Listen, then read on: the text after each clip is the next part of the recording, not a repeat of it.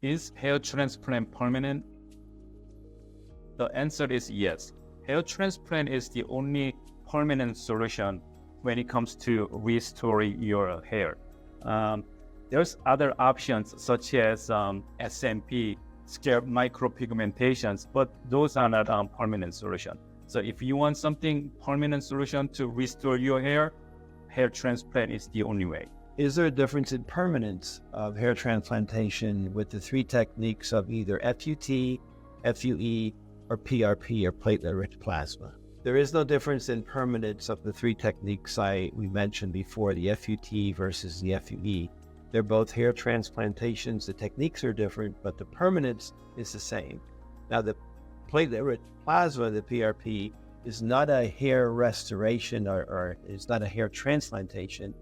It's your own plasma, which is injected into your scalp. It's going to stimulate your latent fine hairs to be thicker and proliferate more. And in that sense, it is a permanent solution as well. So why can we say the hair transplantation is permanent?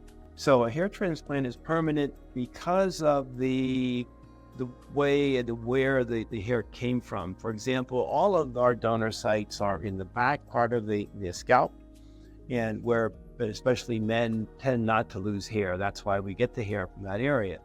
So there's genetic memory. Hair remembers where it came from. So if you think about hair staying and growing where it is, when it's transplanted to where it's needed, the hair follicles think it's still back here. So they act in a permanent fashion the way they were here. That's why hair transplantations are permanent. So what is the success rate of hair transplantation? So the success rate of hair transplantation is very high. 95% or more of the follicles transplanted take. And not only that, in terms of permanence, you expect the permanent hair transplantation to stay a lifetime. Now, having said that, the weaker hair that existed before the transplantation was performed, you're going to be losing some of that hair over a lifetime, and you may need a second transplantation because you're going to be so happy with the first one.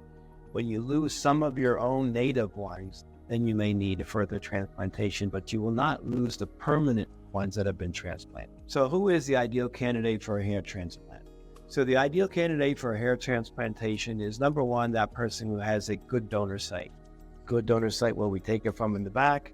That's a slam dunk. That person's going to have a great hair transplantation.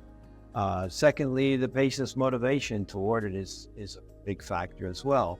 If you want to know more about the ideal candidate for hair transplantation, we've covered this in previous videos, and that's linked in our description. So proper postoperative care can ensure the permanence of your hair transplantation. Proper postoperative care includes our checklist that you will receive in the postoperative instructions. It includes things like avoiding strenuous exercise early on in the postoperative period, shampooing the hair gently with a technique that we will explain to you, not picking at the scabs in your scalp, and taking medications as directed. If you are considering to get a hair transplant, please check out our playlist. We have a full playlist of everything you need to know about hair transplantation, and we link to it in the description.